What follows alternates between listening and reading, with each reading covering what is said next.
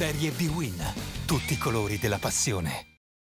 Per la 39esima giornata del campionato di Serie B-Win allo Stadio Euganeo si affrontano Padova e Ascoli, due squadre con obiettivi opposti ma con la stessa fame di vittoria. I patavini non hanno ancora abbandonato il sogno dei playoff e contano su un ruolino di marcia interno di tutto rispetto, con solo 2 sconfitte in 19 partite casalinghe, mentre l'Ascoli necessita di punti per evitare la retrocessione dopo una stagione travagliata. Il Padova, con molte assenze pesanti, schiera il tridente El Shaarawy, De Paula, Ardemagni. I marchigiani senza lo squalificato Moretti rispondono con un 4-5-1 che culmina nell'unica punta a Fezecin.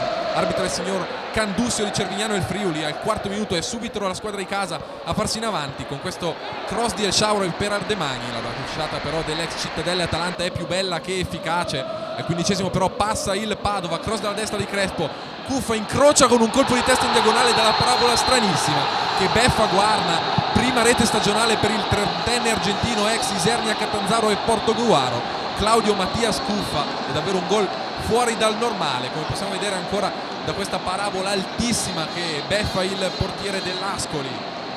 Al 21esimo minuto poi ancora lo spagnolo Crespo a mettere in mezzo un cross dalla destra, questa volta è De Paula però a sbagliare la conclusione con il destro che non inquadra lo specchio della porta.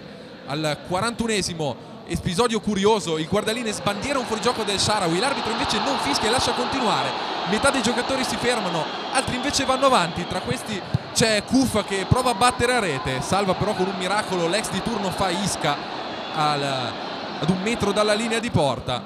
Dopo 1 minuto però è ancora il Padova con Cuffa che serve De Paula, il colpo di tacco per il Shaarawy, destro di prima, grandissimo gol del Padova, un'azione strepitosa culminata con il 6º gol stagionale del piccolo faraone. Interessantissimo giocatore questo 18enne savonese di proprietà del Genoa, è l'11esimo gol subito dall'Ascoli nell'ultimo quarto d'ora dei primi tempi, solo il Frosinone ha fatto peggio in questa stagione dei marchigiani. Il secondo tempo comincia con Giorgi e Juan Antonio nell'Ascoli al posto di Uliano e Micolucci, ma è sempre la squadra di casa però a fare il match. Al 54esimo ci prova De Paula con questo siluro da fuori area, Ardemagni prova da solo davanti a Guarna a batterlo con la potenza, però si divora il 3-0. Dall'altra parte traversoni Fezecin per Giorgi, tutto solo, il suo colpo di testa però manca totalmente di potenza. Al 59esimo poi Ardemagni entra in solitudine in area, viene steso da Guarna che viene graziato, riceve solo il giallo. Comunque rigore per il Padova che ha l'occasione per andare sul 3-0. Fino ad oggi 8 rigori battuti dal Padova, tutti 8 realizzati. De Paula però si fa neutralizzare la conclusione da Guarna, primo errore stagionale per il Padova dal dischetto. Invece l'Ascoli neutralizza per la terza volta un rigore sui 6 fischiati contro in questa stagione.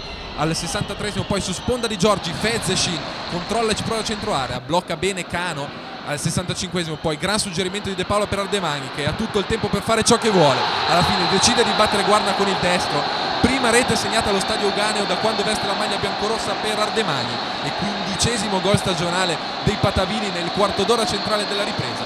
Nessuno ha fatto meglio della squadra veneta, qua possiamo riapprezzare la botta dall'altezza del dischetto di Ardemagni. All'84esimo poi Marino commette un duro fallo da dietro sul neo entrato Di Nardo, riceve un rosso diretto. L'Ascoli chiude quindi in 10 uomini gli ultimi minuti di una partita maledetta che comunque si addolciscono per questo gol al 90esimo con Capogrosso che serve in mezzo l'ungherese Fezecin. Unita rete stagionale, la terza consecutiva per il giocatore in prestito dal Brescia. Finisce comunque 3-1 per il Padova, partita dominata dai veneti che raccolgono l'8º risultato utile consecutivo, mentre rimane nella palude del quart'ultimo posto l'Ascoli di Castori.